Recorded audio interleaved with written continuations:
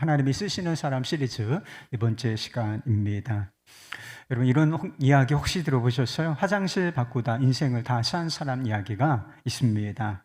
예전에 화장실이, 지금은 뭐 다 집 안에 있지만 화장실이 집 밖에 있었던 경우가 참 많이 있었죠. 뭐 시골뿐만 아니라 도시에도 이렇게 집 외부에 화장실이 있었던, 수세식 화장실이 아니라 퍼세식이라고 부르는 그런 화장실이 있었고, 그리고 좀 이렇게 사는 동네, 경제적으로 어려운 동네에는 공중 화장실을 이용했던 경우가 있어요.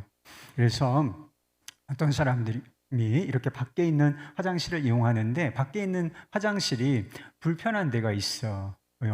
써보신 분은 압니다. 자다가 일어나서 화장실을 가야 되는데 이제 문을 열고 밖에 나가서 화장실을 가야 되잖아요.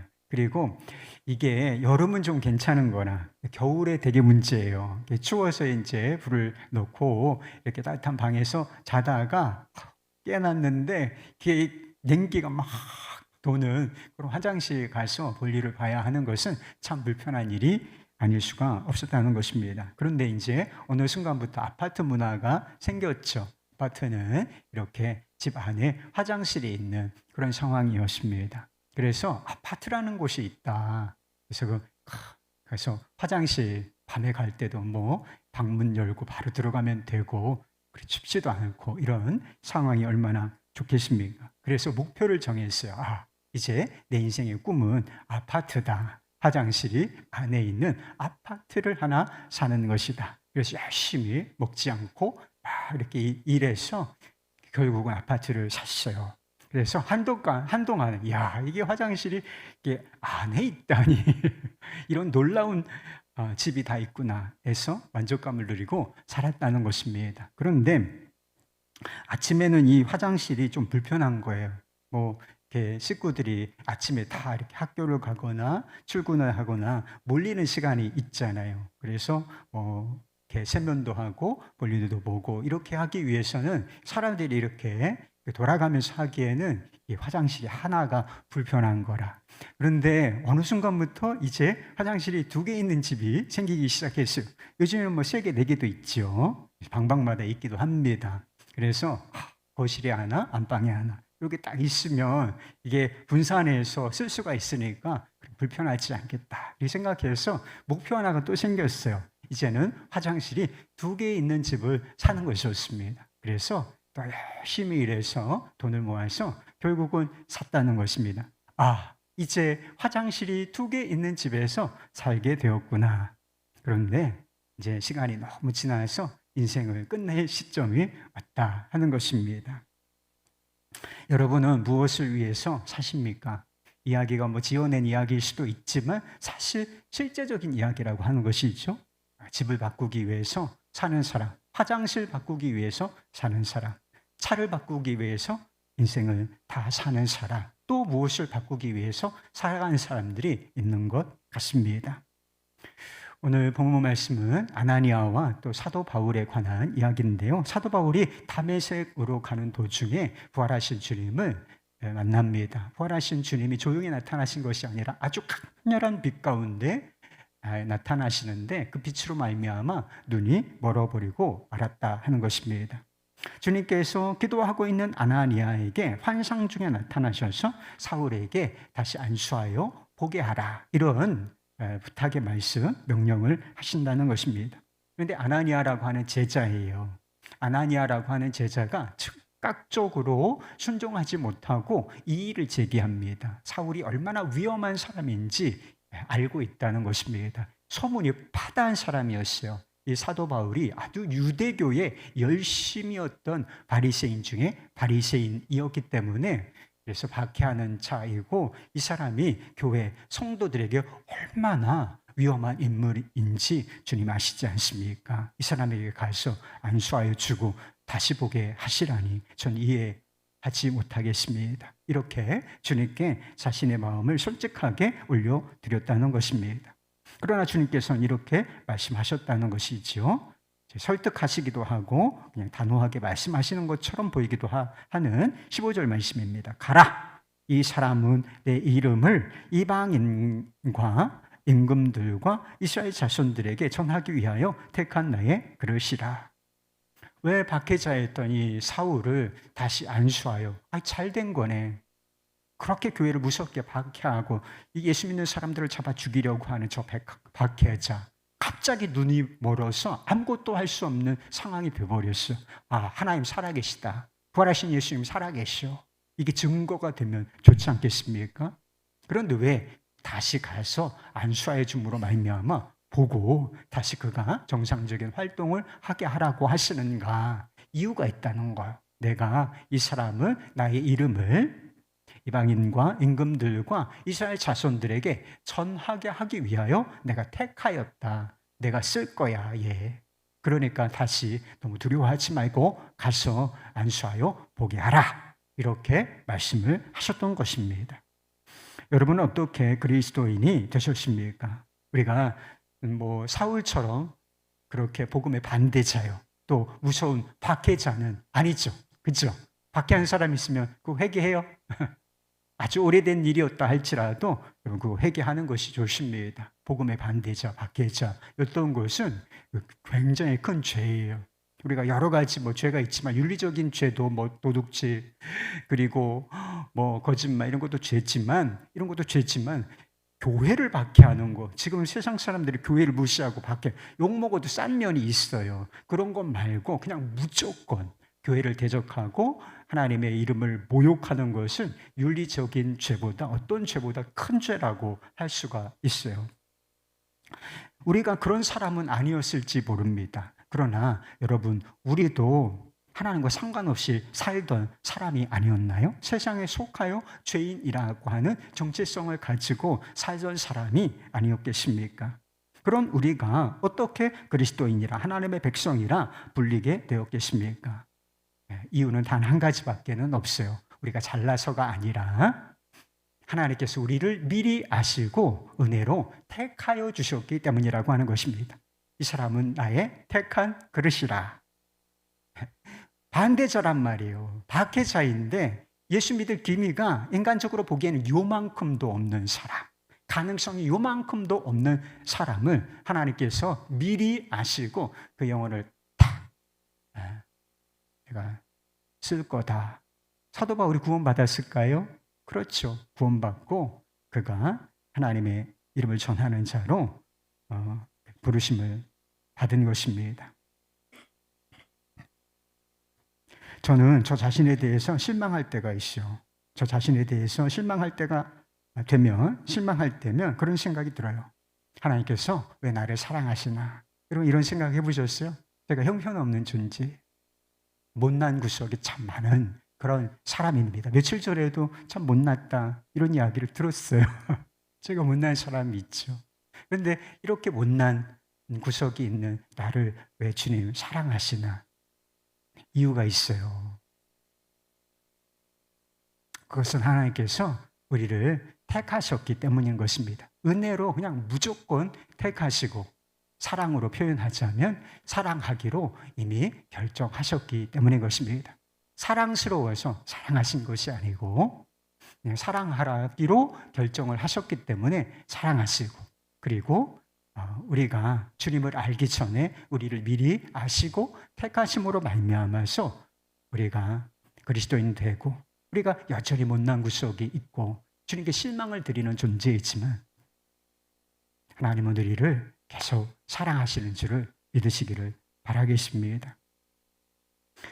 여러분이 하나님을 택하고 믿기 전에 우리가 주님을 택하고 믿은 적이 있죠. 어느 시점부터 그런 일이 우리 안에서 일어났습니다. 그러나 그 일이 가능해진 것은 하나님께서 먼저 우리를 아시고 택하셨기 때문인 것입니다.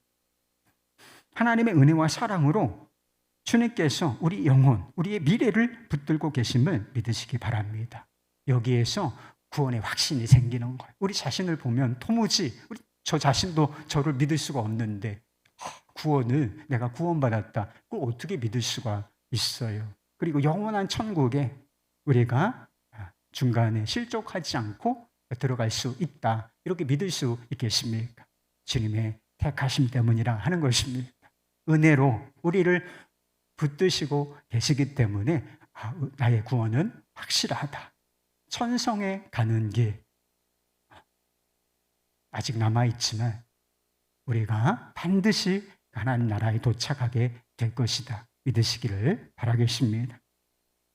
그러나 동시에 하나님의 택하심을 믿는 사람들이 분명하게 기억해야 할 사실이 있다는 것입니다.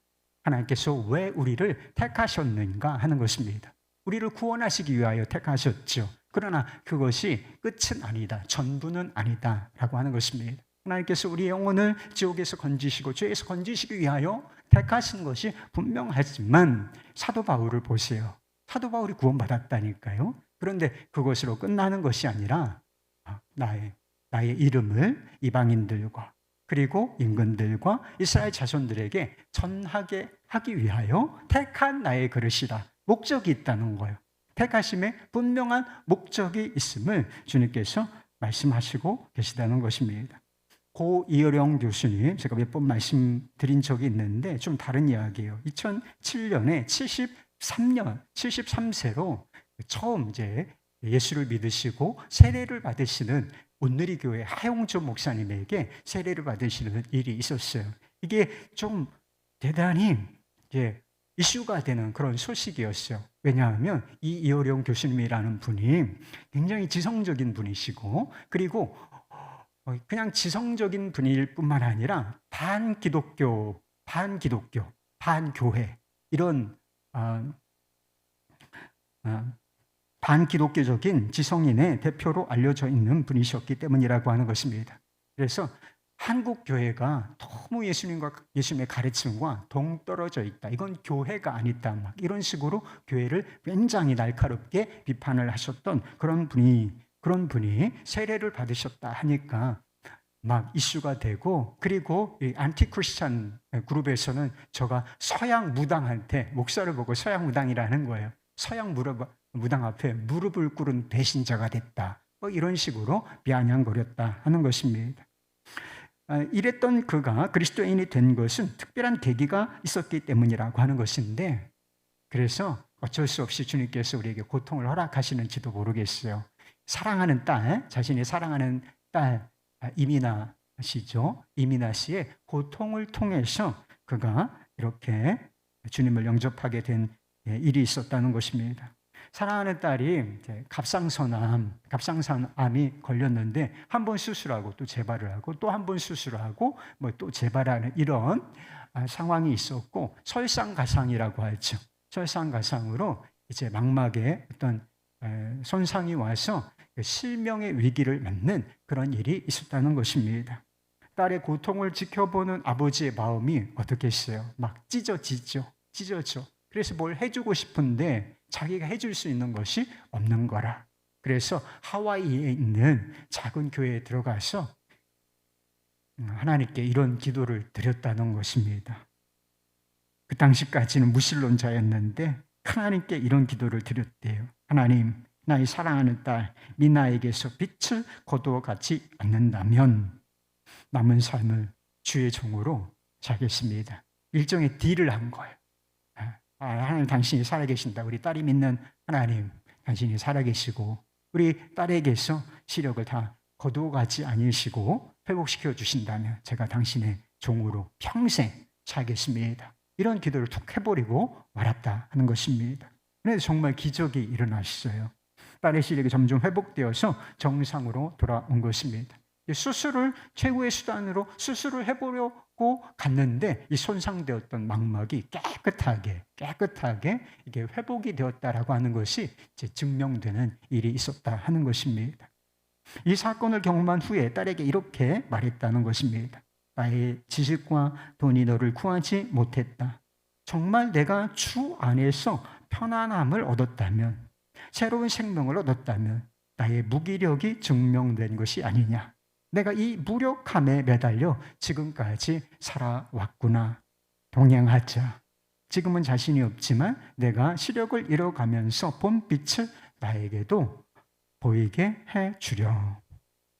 이 사건 이후에 교수님이 하나님과 약속한 대로 정직한 분이었던 것이죠. 약속한 대로 세례를 받고서 그리스도인이 되었습니다. 여기까지 끝이죠. 그래서 딸의 고통을 통해서 또 기적을 통해서 기도 응답을 통해서 예수를 믿고 세례를 받는 이런 일이 일어났어요. 그러나 이것으로 끝난 게 아니라는 거예요. 하나님께서 왜 이 딸의 고통을 통해서 이어령 교수님을 만나 주셨을까요?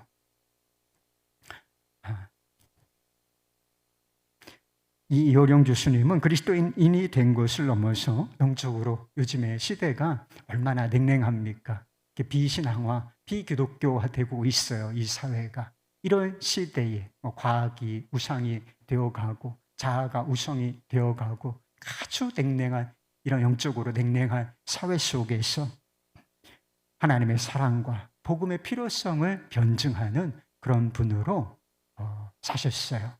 그래서 그분이 쓰신 유명한 책이 있는데 지성에서 영성으로 굉장히 지성적이었던 분이 이제 영성의 세계로 넘어간 그런 자기의 이야기를 기록해 놓은 책이 있습니다. 필요하면 사서 한번 보시면 좋을 것 같습니다. 그래서 하나님이 이렇게 10수년이지만 하나님이 73세의 주님을 만나서 이렇게 소천하시기 전까지 하나님이 쓰시는 그릇, 냉랭한 사회 속에서 복음의 증거자로 영성의 증인으로서 살아가는 그런 삶을 살다가 얼마 전에 하나님의 부르심을 받은 것입니다. 하나님의 택하심은 그리스도인됨의 시작입니다. 이것이 없이는 누구도 그리스도인이 될 수도 없어요. 하나님이 택하시고 부르시지 않으면 누가 그리스도인이 될 수가 있어요? 아무도 없다는 것입니다. 그뿐 아니라 하나님의 택하심과 부르심에 우리가 반응하고 순종하는 것, 하나님의 택하심이 있습니다. 그것이 우리가 그리스도인 되는 것의 출발점이지만 그것을 모든 것이 끝나는 것은 아니라는 것. 우리 편에서의 믿음과 순종, 반응, 이것이 또 상당히 중요한 문제라 하는 것입니다. 유대인들, 여러 민족들 가운데 특별한 어떤 택함 받은 백성이라고 하죠. 그래서 선민이라고도 불려지기도 합니다.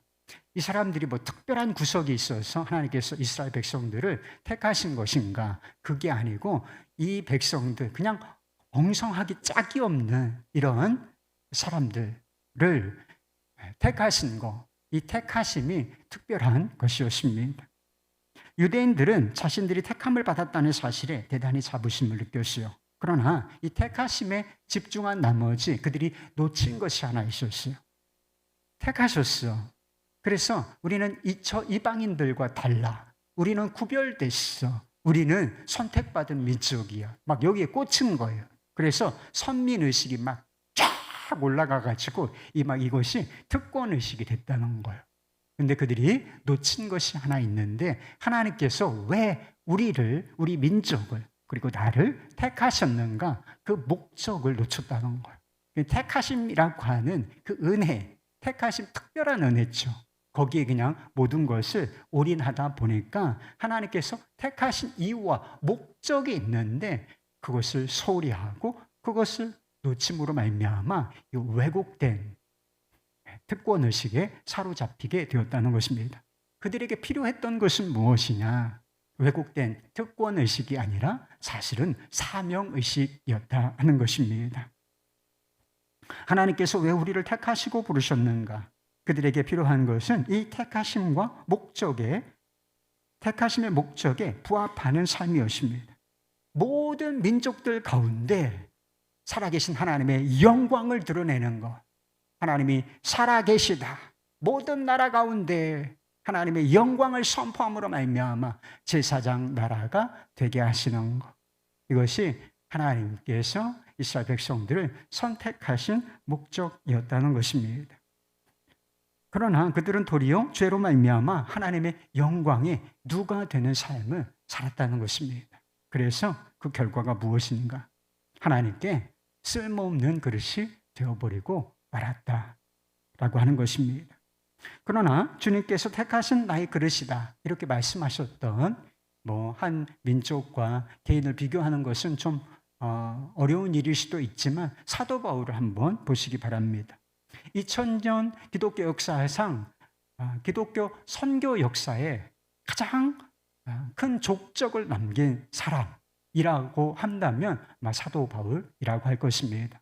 그래서 3차에 걸친 전도 여행, 지금 이제 사도행전, 생명의 삶 큐티 본문이 사도행전인데, 이 사도행전이 쭉 진행되고 있는데 1차, 2차, 3차 여행까지 막 종횡무진 아시아에서 또 유럽으로 건너가고 다시 또 이렇게 그 당시 지중해 그 지역들을 돌아다니면서 그리스도의 복음, 이 복음을 전파하는 사역을 했다라고 하는 것입니다.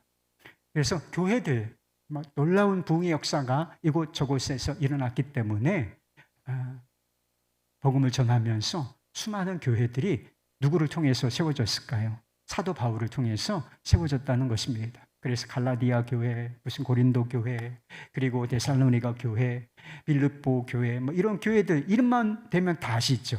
이름만 대면 다 아는, 우리 크리스찬들이 다 아는 교회, 누구하고 다 관계가 있을까요? 사도 바울과 다 관계가 있는 그런 상황이었습니다. 그리고 이 교회들을 통하여서 복음은 전 세계로 퍼져나가서 지금은 아주 이제 복음화가 진척된 그런 상황 속에 있는 것입니다. 한 사람, 사도 바울 한 사람을 통해서 이루어진 일이라고는 결국 생각하기가 어려울 정도의 일, 그 일이 이 바울 한 사람을 통해서 이루어졌다 하는 것입니다. 어떻게 이런 일이 가능할 수 있었겠습니까? 이 사도 바울은 이 성경 말씀, 사도 바울이 기록한 로마서 말씀에 보면 8장의 핵심적인 주제가 하나님의 은혜고 택하심이에요.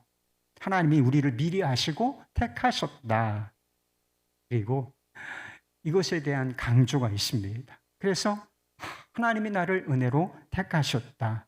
이 사실에 집중하고 이 사실에 항상 감격하고 그래서 많은 일을 했지만 겸손할 줄 아는 사람이었습니다. 그러나 거기에만 머물러 있지 않았다는 것입니다. 그는 하나님께서 자신을 왜 택하시고 부르셨는가, 그 목적에 집중하고 하나님께서 나를 이방인들과 임금들과 이스라엘 자손들에게 주의 이름을 전파하도록, 복음을 전하도록 부르셨다. 이 사명의식을 그가 확고히 붙잡았다 하는 것입니다. 그래서 거기에 자신의 삶을 쏟아붓는 그런 삶을 살았던 것입니다. 그것이 하나님께서 그를 통해서 놀랍게 일하실 수 있었던 이유라고 하는 것입니다. 부활하신 주님을 만난 이후에, 그리고 이 사명을 받은 이후에, 그리고 이 사명에 순종하여 복음을 전파하는 삶을 실제적으로 산 이후에 사도 바울의 삶은 결코 편안하지를 않았어요. 사도 바울의 삶을 한번 보세요. 편안함과는 굉장히 거리가 멉니다. 고생을 많이 하고 복음을 전하면서 돌에 맞아 죽을 뻔도 했어요.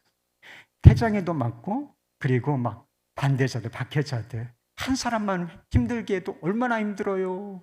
집에서 한 사람만 힘들게 해도 얼마나 힘들어.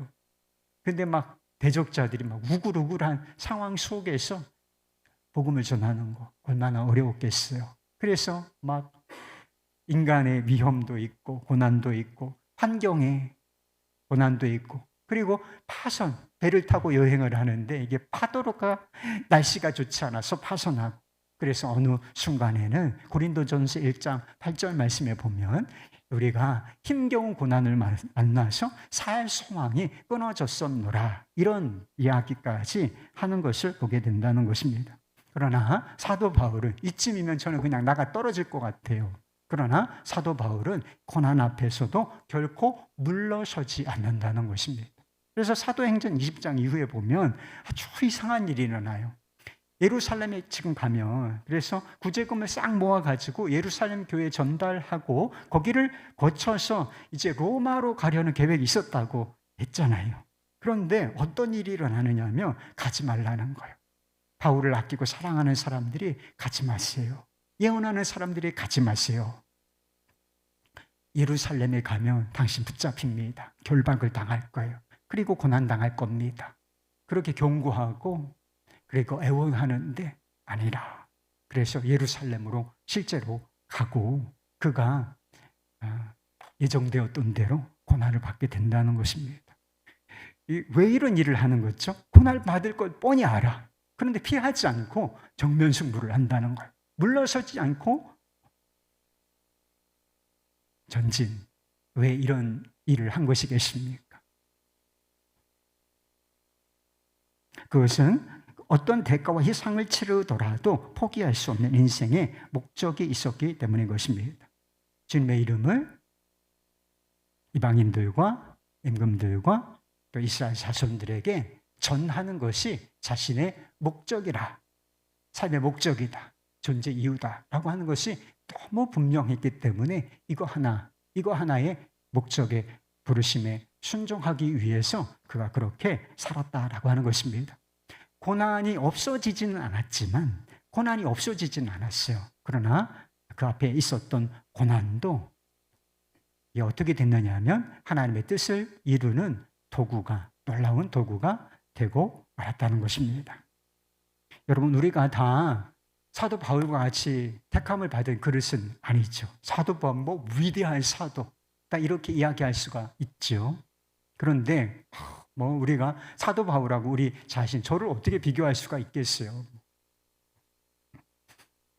그러나 분명한 것은 우리 역시 하나님께서 분명한 목적을 가지고 택하신 사람들이라고 하는 것입니다. 그래서 우리가 믿고 반응하기에 따라서는, 우리의 순종과 헌신에 따라서 우리가 그릇됨이 결정될 수 있다는 것입니다. 하나님께서 아주 요긴하게 쓰시는 그릇이 될 수도 있고, 그저 있으나 마나 하는 그릇, 이스라엘 백성들처럼 하나님의 이름을 욕되게 하는 깨진 그릇이 될 수도 있다라고 하는 것입니다. 고난이 오면 그냥 고난이 그저 고생으로 끝날 수도 있고, 이 고난이 현실이지만 이 고난이 우리를 택하신 목적을 이루는 수단과 도구가 얼마든지 될 수도 있다는 것입니다. 여러분, 아나니아를 한번 생각해 보세요. 아나니아하고 사도 바울을 비교할 수 있을까요? 아나니아는 본문 말씀을 제외하면 성경 어느 곳에도 그 이름이 다시 등장하지 않아요. 동명이인은 여러 사람이 있어요. 아나니아와 삽비라가 있잖아요. 같은 사람 아니에요. 착각하시면 안 돼요. 그리고 다른 또 부분에도 아나니아라고 하는 이름은 나오지만 이 사람을 뜻하는 것은 아닙니다. 여기에서 아나니아라는 제자는 그 이후에 다시는 성경에 등장하지는 않아요. 그래서 사도 바울이 기독교 선교 역사상 가장 큰 족적을 남긴 사람이라면 이 아나니아라는 제자는 잊혀진 이름이었을 뿐인 것이죠. 인간적으로 보자면 사도 바울은 아주 큰 그릇, 사람이 막 대범하고 하나님께서 막 크게 쓰시는 큰 그릇이라 이렇게 이야기할 수 있다면, 아나니아는 그저 무명한 그릇, 작은 그릇, 간장종지라고 들어보셨어요? 간장종지처럼 이렇게 작은 그릇에 불과하였다라고 말할 수도 있겠지요. 그러나 이것은 인간적인 시각일 뿐이라는 것. 주님의 시각으로 보면 아나니아 역시 아주 주님께서 쓰시기에 좋은 요긴한 그릇이었다 하는 것입니다. 주님께서 아나니아에게 사울에게 안수하여 그를 다시 보게 하라고 말씀하셨어요. 사울이 무서운 박해자였다는 사실 때문에 그가 순종하기를 꺼려하고 있을 때 주님께서는 자신의 계획, 그를 향한 택하심의 계획을 말씀해 주셨습니다. 그래서 그때 더 이상 굳이 피우지 아니하고 자기가 아직 완전하게 이해된 것은 아니지만 제가 주님 순종하겠습니다. 가라 하시니 가겠습니다. 가라 하시잖아요. 가라. 더 이상 토를 안 나눠요. 가라 하시는 말씀 듣고서 이제 자신이 이해되지 않는 것, 그리고 자신 안에 남아있는 모든 문제들 내려놓고 순종의 발걸음을 내딛기 시작한다는 것입니다. 그런데 우리가 주목할 만한 것이 하나가 있는데, 아나니아가 사울을 어떻게 대우하는가, 그의 순종의 태도가 어떠한가, 이게 주목해 볼 만한 상황인 것입니다. 17절에 그 말씀이 나와요. 아나니아가 떠나 그 집에 들어가서 그에게 안수하여 이르되 형제 사울아 주 곧 내가 오는 길에서 나타났던 예수께서 나를 보내어 너로 다시 보게 하시고 성령으로 충만하게 하신다 하니 조금 전까지 아나니아가 이해하는 인물은 어떤 인물이었어요? 위험한 사람이에요. 나에게도 위험한 사람이고 교회의 성도들에게 큰 해를 끼치는 사람. 그래서 어떤 일을 벌일지 모르는 사람. 위장 전술로 교회에 잠입해서 교회를 싹 무너뜨릴 수 있는 그런 위험한 인물이었습니다. 그러나 이제 사울을 뭐라고 부르고 있는가요? 형제 사울아. 형제 사울아. 사울씨 이런 정도가 아니라 거기에 수식어를 붙여주잖아요. 그래서 예수 그리스도를 믿는 그 다른 베드로나 다른 바나바나 실라나 이런 지체들을 불렀던 것처럼 형제 사울아 이렇게 부른다는 것입니다. 그래서 이 그리스도인으로 확 받아들인 거예요. 하나님의 말씀에 순종하되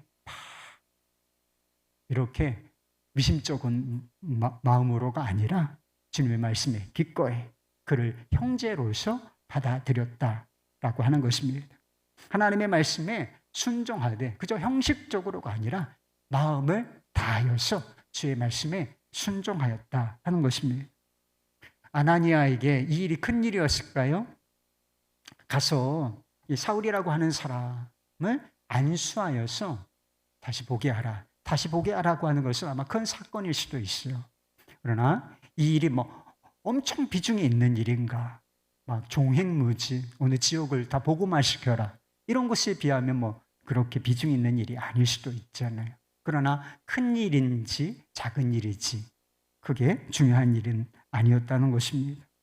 자신이 순종하면 어떤 일이 일어날 것인가? 내가 가서 안수하여서 다시 보게 하는 일이 일어났어. 그 뒤에는 어떤 일이 일어날 것인지 진짜 사도 바울이 종횡무진 복음을 전하면서 교회들이 세워지고 엄청난 복음의 역사가 일어날 것인지 전혀 몰랐다는 거예요. 그냥 이 아나니아에게 중요한 건 뭐예요? 주님께서 지금 나에게 뭐라고 하셨는가? 무엇을 요구하시는가? 이게 중요한 거예요. 그리고 그 말씀에 그가 기꺼운 마음으로 마음을 다하여서 순종하였다라고 하는 것입니다. 자신을 향한 주님의 부르심에 전심으로 반응했을 뿐이라는 것입니다. 여러분 생각해 보세요. 아나니아가 아니었다면 사도 바울이 눈을 뜰 수 있었을까? 아마 떴을 거예요. 떴었긴 했지만 어떻게 무서운 박해자였던 사울이 성도들의 형제로서 받아들여 줄 수 있었겠습니까? 이 바로 아나니아의 순종이 있었기 때문인 것입니다. 기독교 역사상, 선교 역사상 가장 큰 족적을 남긴 사도 바울이라는 사람이 누구를 통해서 탄생을 하게 된 건가? 눈을 뜨게 된 건가? 이 아나니아라는 잊혀진 존재, 무명의 제자를 통해서 그 일이 일어났다는 것입니다. 그러면 된 거 아니에요, 여러분? 예전에 섬기던 교회 한 권사님이 생각이 났어요. 숙장님이셨는데 제가 보기엔 잘 하시는데 늘 숙장으로서 섬기는데 자격이 부족하시다. 막 이렇게 생각하시는 분이셨습니다. 그러면서도 숙장으로 섬기는데 최선을 다하시는 그런 모습을 보고서 감동을 받았습니다. 권사님이 섬기시는 속회원 중에서 어린 아이가 아픈 가정이 있었어요. 이게 열이 나고 경기를 심하게 하는 거예요. 그래서 이게 열이 아이가 위험하잖아요. 아이들이 열이 나는 것은 잠깐 올랐다가 떨어지는 거는 괜찮지만 열이 이게 지속적으로 나는 거는 대단히 위험한 거예요. 그래서 그런 상황이 반복됐어요. 그래서 입퇴원을 계속 반복해야 되는데 이게 마치 아버지처럼 이 아이를 데리고 입원시켰다가 또 다시 데려오고 이런 일들을 섬기셨습니다. 그리고 퇴근하면 교회로 와서 이 가정을 위해서 이렇게 정말 진지하게 그 아이를 회복시켜 주시고 이 가정을 붙들어 주시기 없도록 기도하시는 모습을 여러 차례 보았습니다. 그리고 제가 이제 목사 안수를 받고 조그마한 시골 교회를 섬길 때 참 열악한 교회였어요.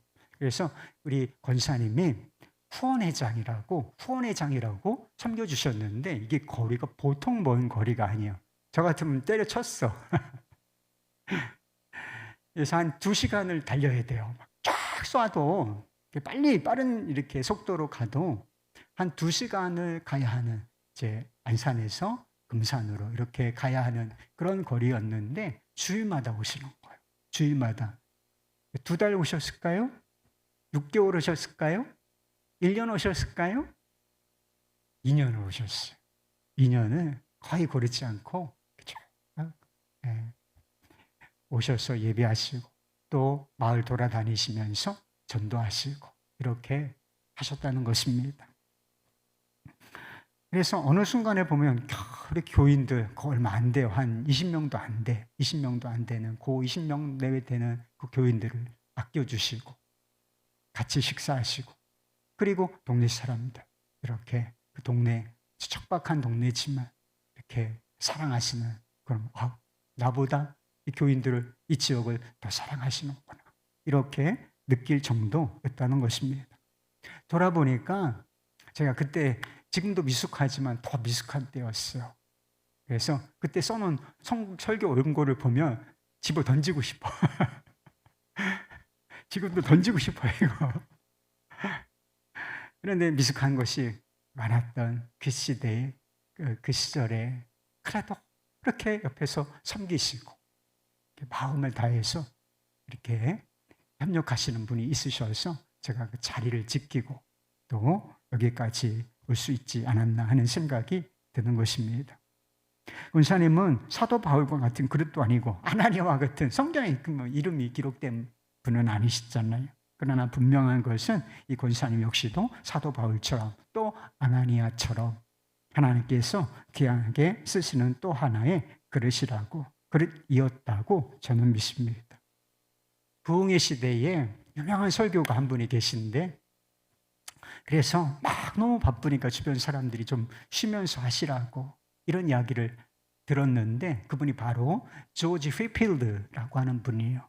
그런데 그런 이야기를 듣고서 아주 유명한 이야기를 남기셨다 하는 말씀을 들었습니다.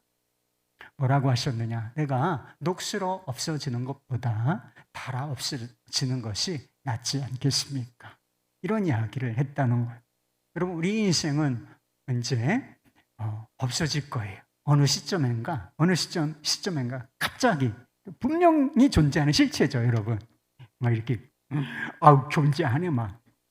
그죠? 존재하죠 막. 존재하는 게 너무 분명한데, 여러분 어느 순간에 우리 존재 자체가 이 지구상에서 사라져요. 없어질 때가 와요. 이제 그렇다면 여러분 어떻게 없어질 건가? 없어지는 건 분명해. 모든 사람이 단 한 사람도 예외가 없이 이 지구상에서 언젠가는 존재가 소멸하고 없어지게 되고 말 것입니다. 그러면 녹슬어 없어지는 것보다 닳아 없어지는 것이, 의미 있는 것이 막 너무 써서 쓰임 받아서, 그것도 주님께 붙들려 쓰임 받아서 닳아 없어지는 편이 낫지 않겠습니까? 우리의 삶이 결코 녹슬어 없어지는 삶이 되지 않기를 바랍니다. 화장실 바꾸고, 바꿔본 게 결국은 생각해보면 화장실이야. 하나에서 2개로, 밖에 있다가 안에 있다가 하나에서 2개로 3개로. 차가 2000cc여서 2500cc, 3000cc, 4000cc. 그 뭐가 그렇게 의미가 있죠? 이런 것을 바꾸는데 인생을 낭비하는 사람이 되지 않기를 바랍니다. 하나님께서는 우리를 거룩한 그릇으로 택하셨습니다. 이 택하심에 믿음과 순종과 헌신으로 반응하실 수 있기를 바랍니다. 주님, 제가 녹슬어 없어지기보다는 주님께 쓰임받아서 닳아 없어지는 편을 택하겠습니다. 주여 저를 사용하소서. 할렐루야. 이렇게 고백하고 하나님께 쓰임받는 인생들 다 되실 수 있기를 주님의 이름으로 축원합니다.